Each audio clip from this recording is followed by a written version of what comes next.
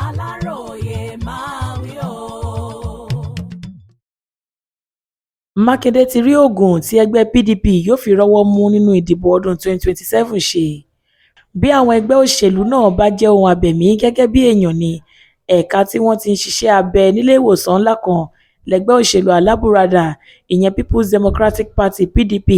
ìbá wà báyìí nítorí bí ọ̀pọ̀lọpọ̀ gómìnà àtàwọn aṣòfin tí wọ́n dìbò wọlé lórúkọ ẹgbẹ́ ọ̀hún ṣe ń fi sílẹ̀ lọ sínú ẹgbẹ́ òṣèlú onígbàálẹ̀ tá a mọ̀ sí All Progressives Congress APC. Ṣùgbọ́n gómìnà ìpínlẹ̀ Ọ̀yọ́ ẹnjiníà Ṣèyí Mákindé ti sọ wípé ẹ̀rù kò bá òun nípa bí àwọn èèyàn ṣe ń fi ẹgbẹ́ òṣèlú alábùradà sílẹ̀ lọ sínú ẹgbẹ́ onígbàálẹ̀ yìí. Ó ní òun mọ̀ wípé ẹgbẹ́ àwọn làwọn ọmọ Nàìjíríà ṣì máa dìbò fún lásìkò ìdìbò gbogbogbò ọdún 2027. Ó ní Ògùn tí òun mọ̀ tó dá òun lójú láti jẹ́ kí èyí rí bẹ́ẹ̀ kò ju kí àwọn mú àtúntò tó lágbára bá ẹgbẹ́ àwọn lọ kí àwọn sì ní ìpinnu gidi fún àwọn ọmọ Nàìjíríà. Nínú àtẹ̀jáde olóṣooṣù rẹ̀ tó fi síta lọ́jọ́bọ̀ Thursday ọjọ́ 16 oṣù kẹwàá ọdún 2025 yìí, Mákindé sọ wípé lọ́dọ̀ tèmi ìṣípòrọ̀pọ̀ kan ṣoṣo tó lè jọ mí lójú kò tíì wáyé. Ó dìgbà tí ebi tó bá ń pa àwọn mẹ̀kúnnù bá fi àwọn ọmọ Nàìjíríà lọ́rùn sílẹ̀ tí òun náà gba inú ẹgbẹ́ APC lọ kí n tó gbà wípé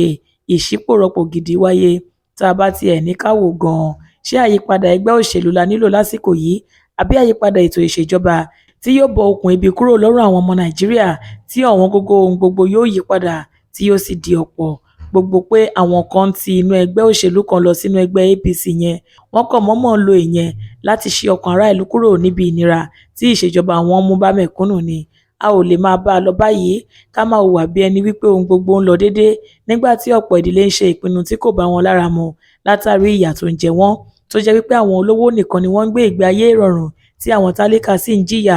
àjẹbó lórí. Ojúṣe àwa PDP gẹ́gẹ́ bí ẹgbẹ́ òṣèlú báyìí ni láti jẹ́ kí àwọn ọmọ Nàìjíríà mọ̀ wípé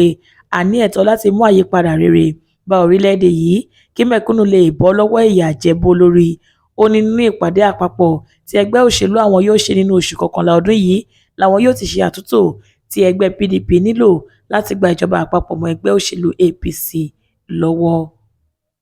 Ọláwálé Àjàó ló ṣe àkójọpọ̀ ìròyìn yìí fún ìkànnì Aláròye Online TV.